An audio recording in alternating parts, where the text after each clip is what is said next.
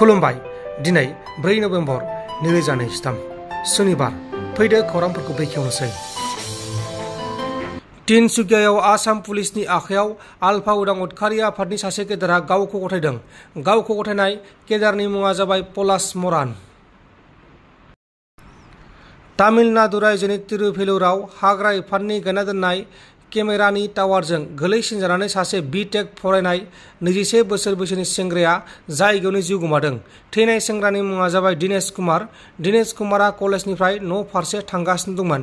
बे समावनो बे जाथाया जादों। शिबसागरनि 37 नं राजा लामायाव सानै बिसि आरो फिसायनि गोथै सह बोखांना होदों आरो बिसोरखौ सोरबा गारिजों सौनानै बुथारना गालांदों होननानै सन्देह खालामनाय जादों।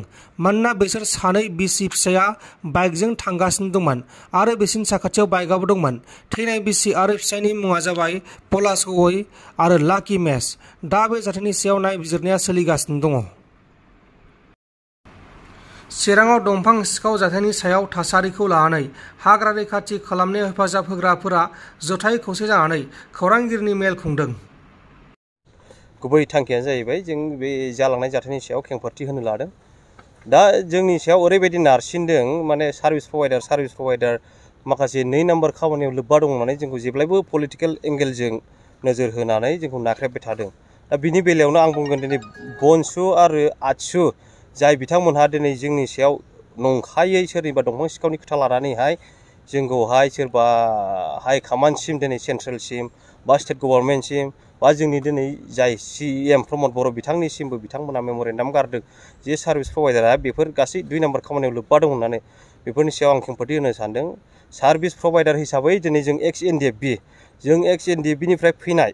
दा जोङो बिटिआर एकर्डनि उनाव बिटिआर एकर्डनि दफा बायदियै एक्स-NDB-फ्रा गाव सुंथा मोनफिननांगौनि थाखाय जे फेरेंगा बिथाङा जोंखौहाय दिनै सार्भिस प्रभाइडार मोनसे दंफां होबथानायाव हेफाजाब होनो थाखाय फरेस्ट डिपार्टमेन्टजों बेयावहाय जोंखौहाय इनभल्भ खालामनानै दोनदों। दा बिनि बेलायाव ओरैबायदि नोजोर होयो मानसिफोरा जोंखौ जे जोंसो गाज्रि मावदों, खिन्थु जोंनिफ्राय बेयाव खुनु इनभल्भ गैया। सार्भिस प्रभाइडार हिसाबै जोङो दिनै एक्स-NDB जोङो दिनै दानसेयाव 8,000 दरमाहा लानानै जों दिनै गावखौ फोथांनानै दङ। दा बेखौ जुदि मेगन सानानै जोंखौहाय बेन खालामनो बा जोंनि सायाव गाज्रि नोजोर होनाया बेयो जोबोद अयनाय।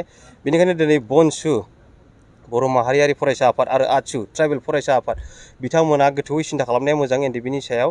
जोङो दिनै NDB हिसाबै नोरजियानि समान। जे समाव जोङो रां खामायनांगौमोन बा सोलोंथाइ लानांगौमोन बे समा जोंनि थाखाय बारग'लांबाय। बिटिआर एकर्डनि उनाव जोङो दिनै बे फिसा खामानिखौ मावनाय जादों। बेयाव बिथांमोना जोंखौ मददसो होनांगौ। जुदि दंफां गनाय बा इलिगेलखौ बिथांमोना मोनदोंमोनब्ला बिथांमोना डिपार्टमेन्टेलि नारसिननो हागोन।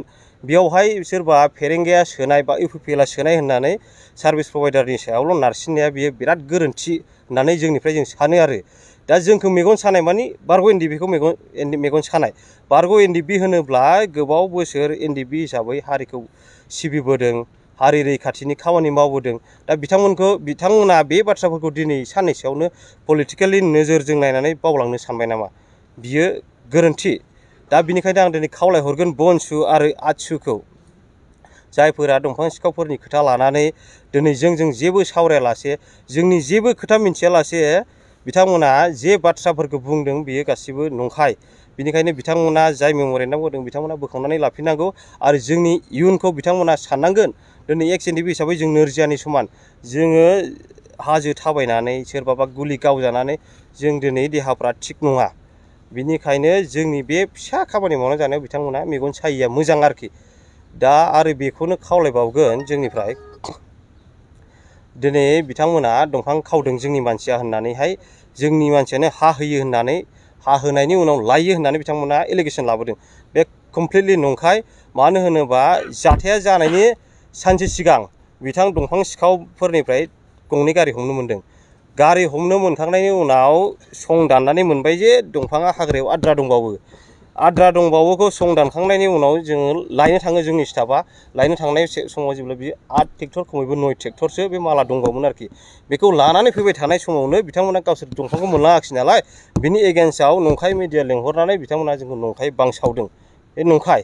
बेखौ जों हायाखै, बिथांमोनानो हादों। दंफां सिखावफ्रानो दंफां सिखावफोर हानाय बै दंफां आरोखि, बेखौसो जोङो लायनो थांदों। लानानै जोङो रेन्जआव लाबोदों।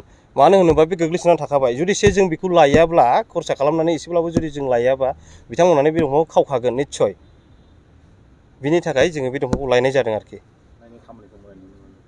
खिन्थु जोङो गोलाव समनिफ्राय नायोबा दिनैसिमावहाय बै दंफां सिखावफोर बा दंफां बख'नाय जोङो होबथानायखौ जोङो नुनो मोनाखै बेयाव मा दङ मानि थाखायहाय टटेलि स्टप खालामनो हायाखै टटेलि स्टप खालामनो मानि होनोब्ला जोंहा सार्भिस प्रभाइडारफ्रा अनेक खम जोंनि रुनिकाटा रेन्जनि आन्डाराव ओरै होसोयोब्ला बै लामा दोंसेजों ओंखारलांगोन बै लामा दोंसेजों होसोयोबा ओरै लामा फारसेजों ओंखारगोन दाख्लैबो जों टाटा मबाइल गंनै हमखालि ओइदिनखालि गंबा टाटा मबाइलमोन अनलि जों गंनैल' मोनदों मानो होनोब्ला जोंहा प्रटेक्सन खालामनाया मानसिया खम जादों दा बेथ' कमप्लिटलि दंफां सिखावनि बियो नोंथांमोना जोंजों थांफानो हायोबा जों लेंलांगोन हाग्रायाव बेसेबां दंफां हानाय दं नोंथांमोनाबो नुब्ला बिराद दुखु मोनगोन आरोखि सिखावखौ जों सन्देह जों एसे दङ खिन्थु डाउट नङा आरोखि बुस्थुआ जों सन्देह दङ बे माला सोरनि खिन्थु डाउट नङा आरोखि जों दाबो क्लियार मोनाखै नालाय दंफां सिखावा सोरनि खिन्थु माला टटेलि दंफां सिखावनि आरोखि बाव सार्भिस प्रभाइडारनि मोनसेबो इनभल्भ गैया आं जावले बेखौनो बुंबाय थादों सोरबा जुदि सार्भिस प्रभाइडारनि मानसिया जुदि बेयाव इनभल्भ दङब्ला बास इभिडेन्स देखाय जों बेखौ जेलाव हरनाय जागोन आरो बे सार्भिस प्रभाइडारनिफ्राय बेखौ आउट खालामनाय जागोन प्रेजेन्ट दंफां हाग्रानि दंफां हानायफ्रा प्रेजेन्ट दा कन्डिसन माबायदि जाना दं बारा जादों ना खम जादों नोंथांमोननि जिखिनि दा दंफां हानाया आवगोलाव मास मोनथामनि सिगां बिराद एभेलेबेल दंफां ओंखारदोंमोन ओमफ्राय मास मोनथाम मोनब्रैनिसोनि उनावहाय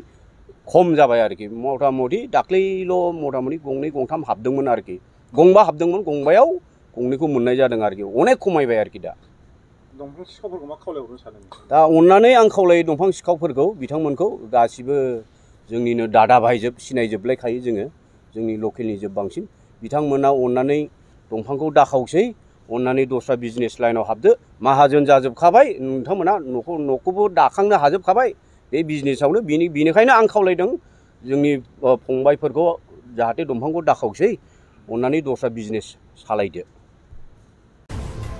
नोंथांमोन दिननि खौरांफोरा बेखिनिल'मोन बेखिनिसिम नायनायनि थाखाय नोंथांमोननिसिम रोजा रोजा साबायखर गोजोन्थों एसेनोसै जय बर' हारिनि